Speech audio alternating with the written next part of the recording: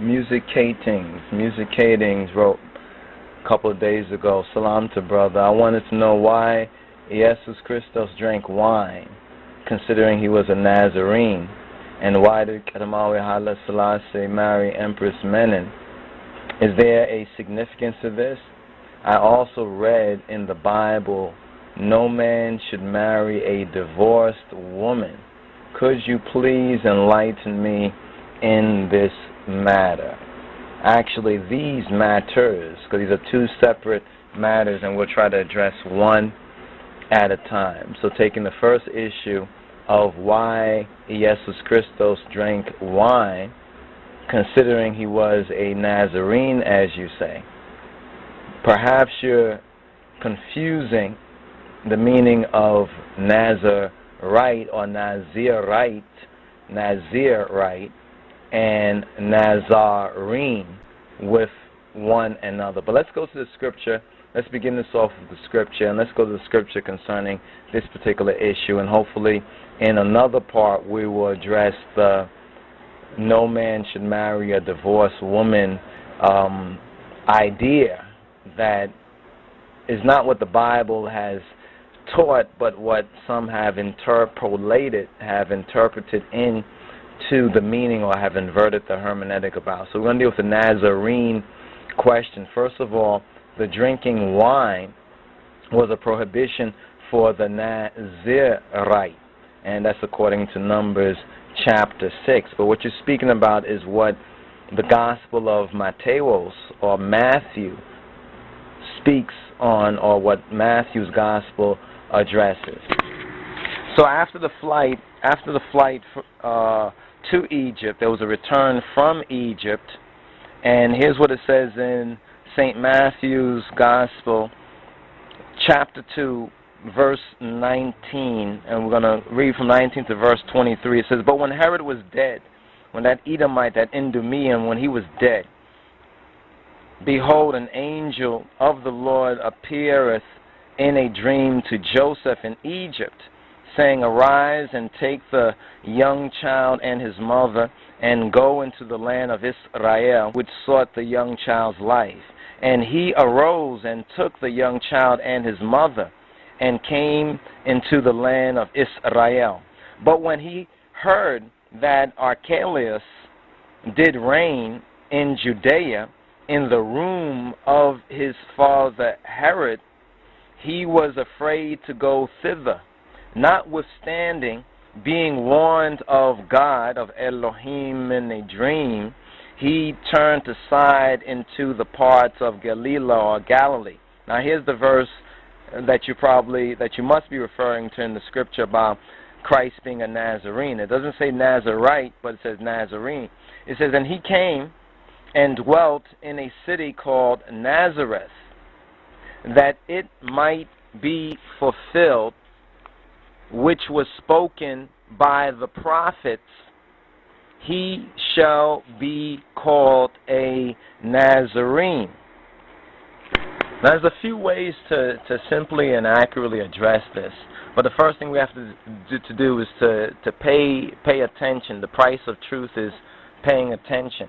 That it says Nazarene, and you even said in your question Nazarene, which was correct, but the confusion is with the idea of being a Nazarite. Many have said that a Nazarite and a Nazarene is one and the same thing, and what they're forgetting is our story or history. I mean, what's so interesting about this whole story, it actually connects with what we've been teaching on in some of the posts concerning the two Israels, and concerning Egypt, and concerning Egypt and Israel's common enemies, the Hyksos, and who are the Hyksos. That Herod, being a Idumean was a New Testament name for Edomite, and Edomite are descendants of Esau or Esau, and Esau mixed and mingled in with a lot of peoples that we were told not to, like the Canaanites, and he also had a daughter of the Ishmaelites and others. So you really have to get a background on who the Idumeans and Esau. Many of our so-called Hebrew Israelites, black Hebrew Israelites, and especially the extremists out there, what we call the Hebrew niggers, or the nigger Jews out there, they have a big, they have a hard on for Esau. Everything Esau, everything's about Esau. And what they fail to understand is that Esau doesn't stand alone. Esau gets down with those other haters and enemies of God's people.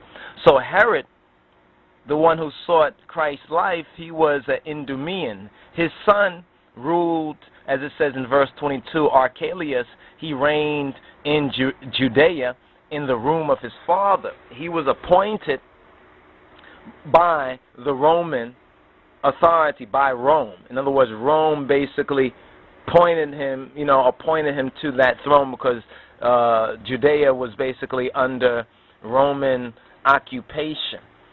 So we have to kind of understand that history there. But about Nazarite, first of all, Nazarite is different than Nazarene. To get to the root of Nazarene, first of all, Nazarene, to say Nazarene, that's a patronymic for the inhabitants of Nazareth. In other words, it's a name that is given to those peoples who inhabited a place called Nazareth. An inhabitant of the town of Nazareth. Jesus and his followers were called Nazarenes because Ayusu or Jesus, Yehoshua's home, was Nazareth. Now, Nazareth signifies a thought that belongs to that which is in consciousness. Nazareth signifies. So we have to find out, well, what does Nazareth signify, and get into both the meaning of the word. The thing about Nazarene and Nazarite, which is similar, is the root word with the main tricontinental root, the N, the Z, and the R, which means separated, one who is consecrated by a vow. That's the definition of Nazarite. Abstinent, one who's set apart by choice, one who is devoted. But now Nazareth means a branch, offshoot, a sprout, verdant, like growth, as a covenant, watched, guarded, defended, preserved.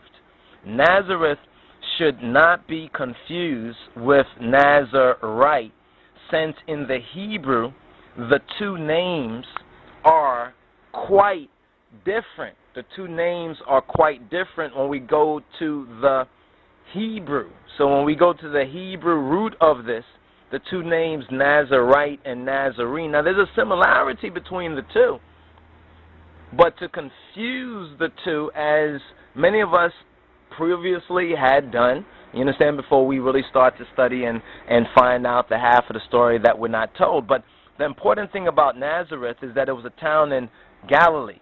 It was the boyhood home of Jesus, according to Matthew 2 and 23. Now the metaphysical of this is that the meaning of Nazareth, Nazarite, is a branch, offshoot, a sprout, aranguade, or green, shining, watched, or that which is guarded.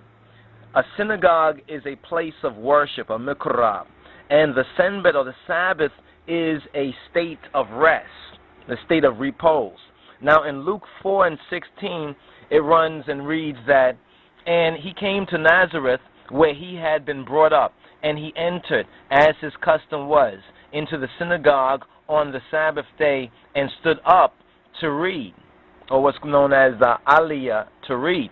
Now this means that when we begin to awaken to the truth that we are Bani Elohim Yexaviah, or children of God, sons of God, branches of the one true vine, when we take the attitude of elot, or worshipfulness, of watching, of centering the mind's eye on the Christos truth, on the messianic truth, and rest in that consciousness, we are receptive to the inspiration of the manifest of the Ruach of the Spirit. Now, here's the key about it, that Nazarite, or Nazareth, was a despised place.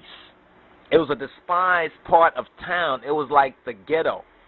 It was almost like, we can say, like Jamaica in that sense, and the parts of Jamaica that received the message, the spirit of Rastafari prior and first and carried it and brought it to, on a level, world consciousness, was a despised place, was a downtrodden place, was a looked down on place. It was like ghetto. You understand? It was like the ghetto.